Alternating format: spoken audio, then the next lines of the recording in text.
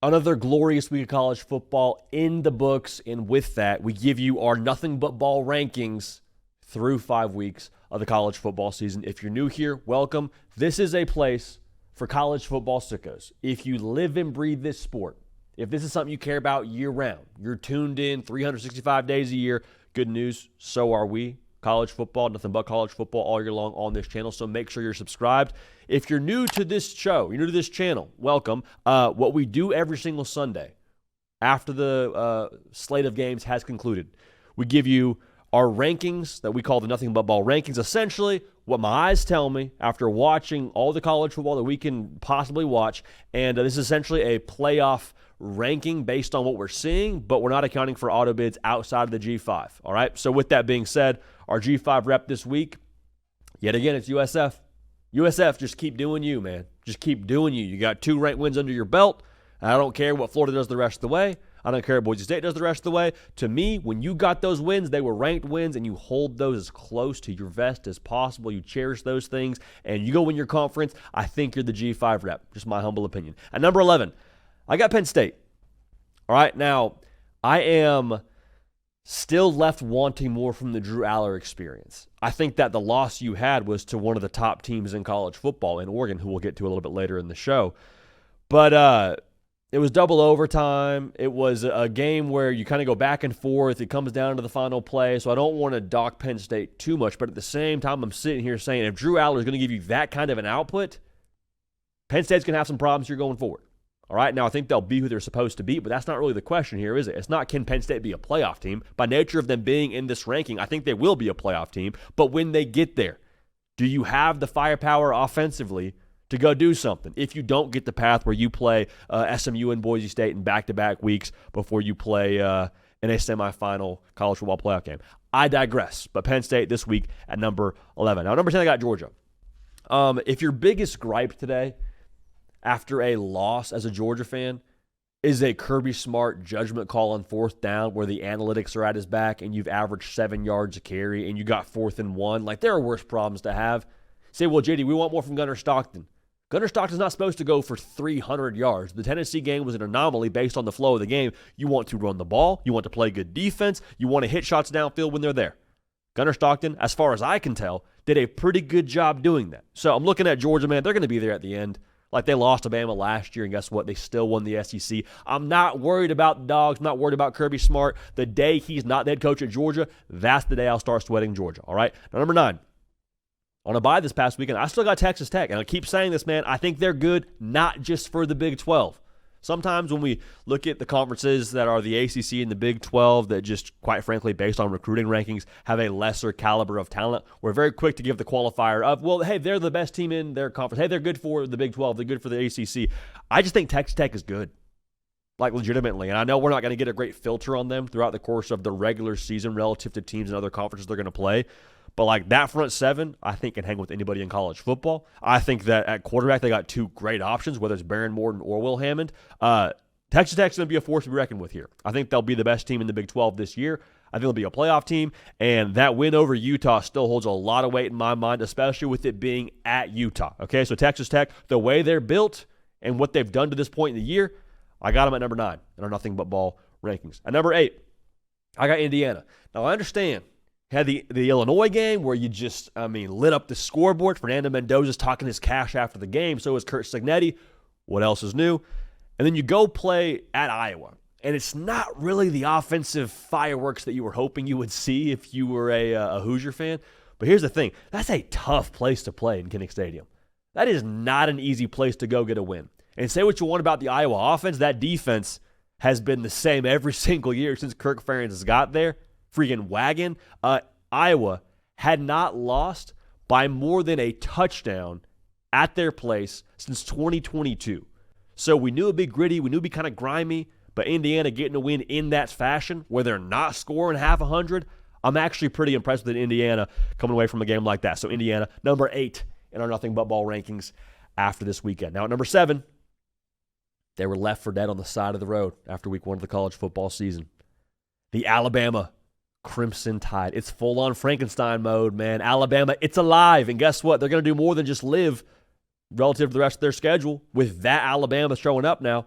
Ty Simpson is a freaking dog. I think he's a Heisman Trophy candidate. I think that his efficiency and the edge he plays with are the two things that I think make Bama different than last year.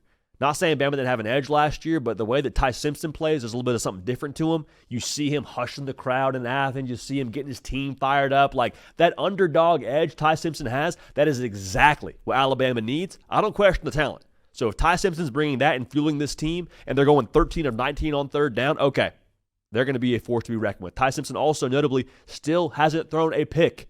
What have we said through the entirety of the offseason? At quarterback, if you just have someone dependable to run Kalen DeBoer's system and push the ball downfield, they're going to score points.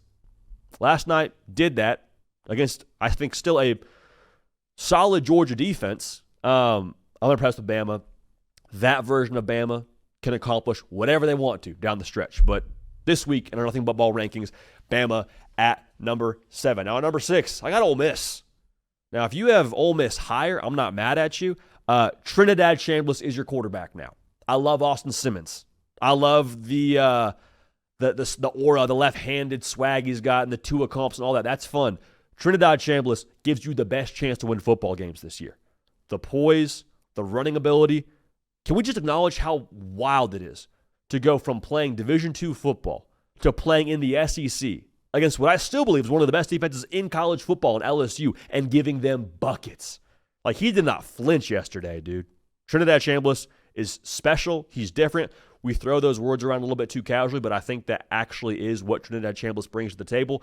And if Lane Kiffin's scheming it up, Charlie Weiss calling the plays, they can hang with anyone as well. So Ole Miss, that win over LSU, I think deserves to be looked at. And the defense showing up the way they did too. Say what you want about LSU's offense. They got problems. But Ole Miss, I think we need to take a closer look at them in the context of this playoff conversation because they looked like a playoff team to me yesterday. So Ole Miss number 6 in our rankings. Now, number 5, I got Texas A&M.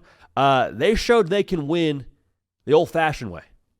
Right now, they've been pretty effective with the power tools offensively. You know what I'm saying? They take out the drill against Notre Dame, the jackhammer, scoring a lot of points. Yesterday against Auburn, it wasn't that. Scores 16 points. Kicker misses a couple that are usually in his range. Oh, well, ball up top. Run for over 200 yards. Get after Jackson Arnold. Hold a team in Auburn that usually runs the football at a high level to like 50-some-odd yards on the ground.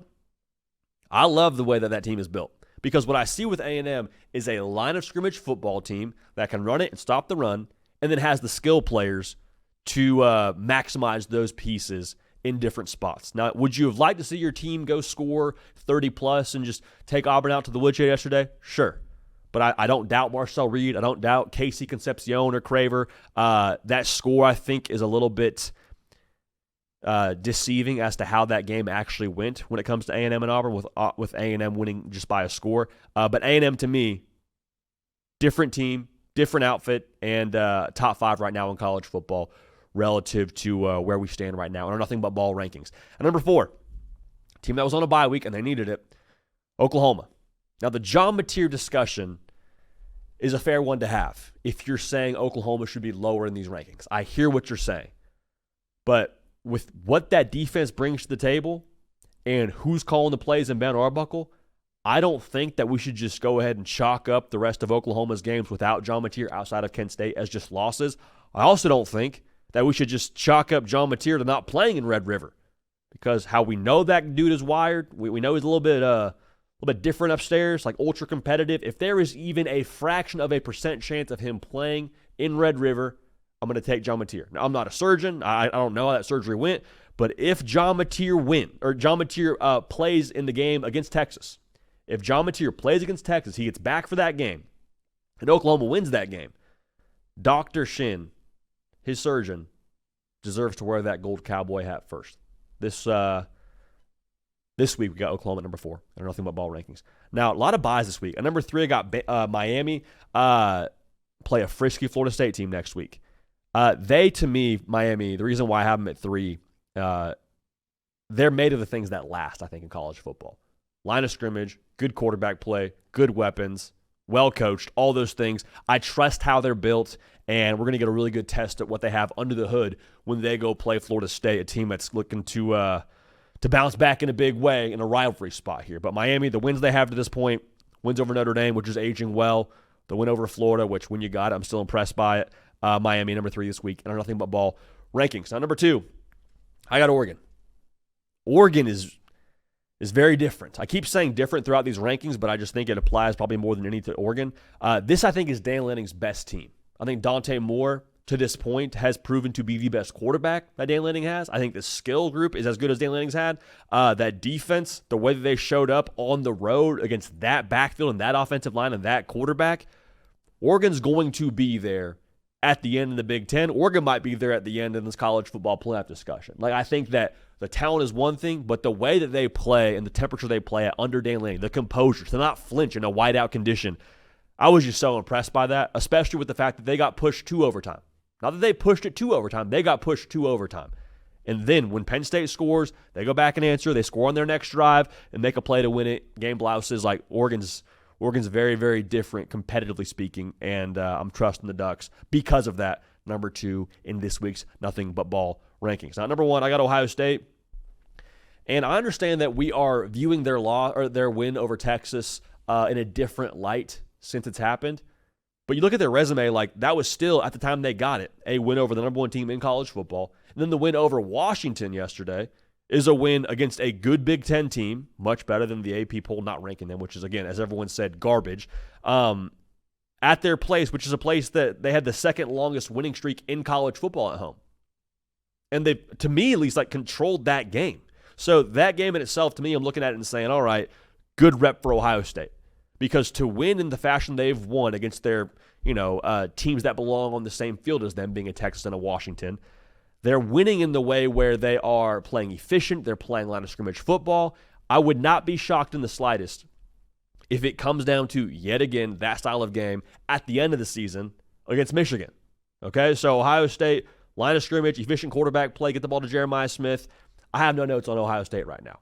All right, you can say what you want about the margin of victory over Texas or Washington and so on and so forth. I don't know, man. The brand of ball they're playing, the way they're doing it, the efficiency from their quarterback position. I like Ohio State right now, man. I still think they're the best team in college football. Resume is one thing, but the way they look, too, I think deserves to be assessed a little bit more closely. So, to recap it here, our G5 rep and our Nothing But Ball rankings is USF at number 11, Penn State, Georgia at 10, Texas Tech at 9, Indiana at 8, Bama, they are alive at number 7, Ole Miss, Trinidad Chambliss is your quarterback, Ole Miss is number 6, A&M at 5, Oklahoma at 4, Miami at 3, the Oregon Ducks at number 2, and the Ohio State Buckeyes at number 1 in this week's Nothing But Ball rankings. Let me know your objections on my socials, Instagram, Twitter, at Judy PicKell. Subscribe here to the On3 YouTube channel. Caden Smith of the ones and twos. Appreciate y'all. Love y'all. We will keep this party rolling, and we will see y'all next time.